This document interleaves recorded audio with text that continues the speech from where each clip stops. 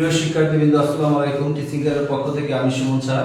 Accounting এবং ফিনান্সের ধারাবাহিক ক্লাসে আজকে আমরা নবম এবং দশম শ্রেণীর ফিনান্স বইয়ের চতুর্থ অধ্যায়ে অর্থের সময়ের মূল্য যে অধ্যায়টি আছে সেই অধ্যায়ে আলোচনা করব। আমরা এই অধ্যায়ে অনেক সময় সূত্র ব্যবহার করতে গেলে অনেক স্টুডেন্টের অনেক ধরনের সমস্যায় পড়তে হয়। বেসিক্যালি ফিনান্সের মূলত পরীক্ষার সময় কোন সূত্র কোন অঙ্কে কিভাবে বসাইতে হয় সেই সকল সূত্র বসাইতে অনেক প্রবলেমে পড়তে হয়। যে সকল প্রবলেমগুলো হয় সেই সকল প্রবলেমগুলো নিয়ে আজকে আমরা এই ফিনান্সের চতুর্থ অধ্যায়ে টাইম ভ্যালু অফ মানি, যেটাকে বলে অর্থের সময়ের মূল্য, সেই সময়ের মূল্যের সূত্রগুলো দেখাবো। অর্থের সময়ের মূল্যটা আসলে কি? অর্থের সময়টা হচ্ছে একটা টাকা, আজকের একটা টাকা আগামী 10 দিন পরে তার মূল্যটা কত হবে সেটাকে বোঝায়।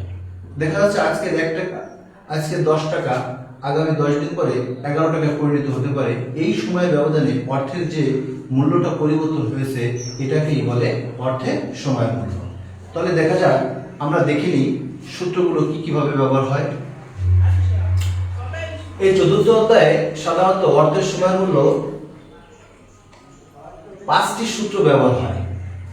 5টি সূত্রের মধ্যে আমাদের পরীক্ষার সময় অনেক সময় অঙ্কে অনেক ছাত্রছাত্রী ভুলক্রমে যেটা যে সূত্র হবে সেটা সে সূত্র না পারলে অন্যটা পাতিয়ে দেয় বা ভুলক্রমে ওটা লেখা হয়ে যায়।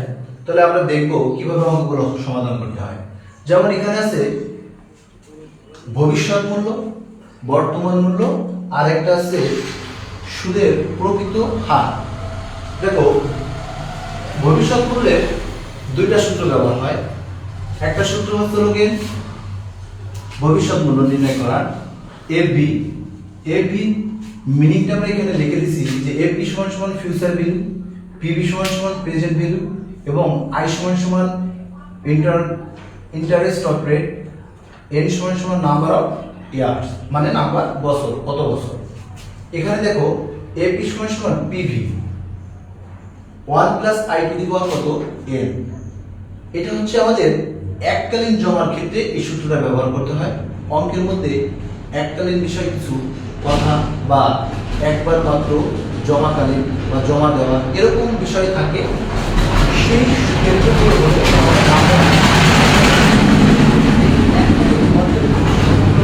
আমাদের এই সূত্রটা ব্যবহার হয়। এবং আরেকটা গুরুত্বপূর্ণ সূত্র আছে যেটা আছে এফভি সমান সমান PV into 1 plus I to the power N into N into N. দেখা যাচ্ছে এখানে ভবিষ্যৎ মূল্য এফভি সমান সমান পিভি, পিভির মূল্যটা দেওয়া থাকবে অঙ্কে 1 প্লাস আই ডিভাইডেড কত এম, এন ইনটু হচ্ছে কত এম। এটা হচ্ছে আমাদের সূত্রটা। দেখো, এই বিষয়টা আমরা দেখতে গেলে যে ওয়ানের সঙ্গে সাধারণত আমাদের প্রথম যে সূত্রটা আছে এই সূত্রটার সঙ্গে আমাদের দুটো জিনিস চেঞ্জ হয়। একটা জিনিস হচ্ছে আই কে দ্বারা ভাগ হয়, আর একটা হচ্ছে এম কে দ্বারা গুণ হয়। এই সূত্রটা আমরা কখন ব্যবহার করব? এই সূত্রটা ব্যবহার করার টাইমটা হচ্ছে বছরে একাধিকবার সুদ গণনা করা হলে তখন আমরা এই দ্বিতীয় সূত্রটা ব্যবহার করে থাকি ভবিষ্যৎ মূল্যে। দেখো, বছরে একাধিকবার কিভাবে আমরা দেখব। অনেক সময় অঙ্কে দেখা যায় যে চক্রবৃদ্ধি, বার্ষিক চক্রবৃদ্ধি সুদে এত টাকা সুদ গণনা করে এত হয়, কিন্তু এখানে চক্রবৃদ্ধি আছে বিদায় আমরা যে এখানে দ্বিতীয় নম্বর সূত্র ব্যবহার করবো তা ঠিক নয়। এখানে আমাদের অবশ্যই লক্ষণীয় বিষয়টা দেখতে হবে যে প্রতি মাসে বলা আছে নাকি প্রতি 2 মাস পর পর বলা আছে বা 6 মাস পর পর বলা আছে বা 4 মাস পর পর বলা আছে বা 3 মাস পর পর বলা আছে। এরকম ধরনের যদি লেখাগুলো থাকে তাহলে বুঝতে হবে যে বছরে একাধিকবার আমাদের কি হচ্ছে সুদ গণনা করতেছে। তাহলে এই একাধিকবার সুদ গণনা করা হলে তাহলে আমরা অবশ্যই আমাদের দ্বিতীয় সূত্রটা ব্যবহার করব। এবার আমরা যদি যাই প্রেজেন্ট ভ্যালু। প্রেজেন্ট ভ্যালুটা হচ্ছে বর্তমান মূল্য। দেখো, এই বর্তমান মূল্যটা কি? এককালীন অর্থের বর্তমান মূল্য। এককালীন অর্থের বর্তমান মূল্যেরও দুটো সূত্র ব্যবহার হয়।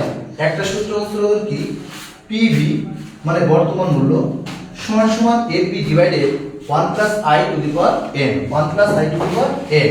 এটা হচ্ছে এই সূত্রটাও ঠিক একই সিস্টেম। এককালীন যদি অঙ্কের মধ্যে আসে তাহলে আমরা এই এককালীন সূত্রটা ব্যবহার করব। এবং 2 নম্বর সূত্রটা হলো কি দেখো, পিভি সমান সমান এফভি ডিভাইডেড 1 প্লাস আই ভাগ কত এন ইনটু এন ভাগ মানে এন গুণ এন। এই সূত্রটা আমাদের কখন হবে? যখন বছরে একাধিকবার সুদ গণনা করবে। আমাদের ভবিষ্যৎ মূল্যেরও যেভাবে কি করা হয়, সুদগুলো গণনা করা হয়, বা সুদগুলো গণনার ক্ষেত্রে যে সূত্র যে দুটি যেভাবে ব্যবহার হয়, বর্তমান মূল্যেরও ঠিক সেম যেভাবে অঙ্কের কি কনসিডার করে দেওয়া থাকে, সেই অঙ্কের ভিত্তির পরে আমাদের দুটো সূত্র কি করা হয়, ব্যবহার হয়। এবার যদি আমরা আসি যে প্রকৃত সুদের হার, দেখো প্রকৃত সুদের হার সূত্রটা হচ্ছে 1 plus I divided M to the power M minus কত 1। এটা হচ্ছে আমাদের প্রকৃত সুদের হার। এখন দেখা যাচ্ছে যে আমরা যদি এই ভবিষ্যৎ মূল্য এবং বর্তমান মূল্য এবং প্রকৃত সুদের হার সঠিক সূত্র ব্যবহার করতে চাই, তাহলে আমাদের এই ক্লাসগুলো বা আমাদের এই ভিডিওগুলো দেখতে হবে। এবং এর পরবর্তী যে ক্লাসগুলো থাকবে সেই ক্লাসগুলোর মধ্যে মূল সূত্র সহ অঙ্কের আলোচনা থাকবে। আজ এ পর্যন্ত। আসসালামু আলাইকুম।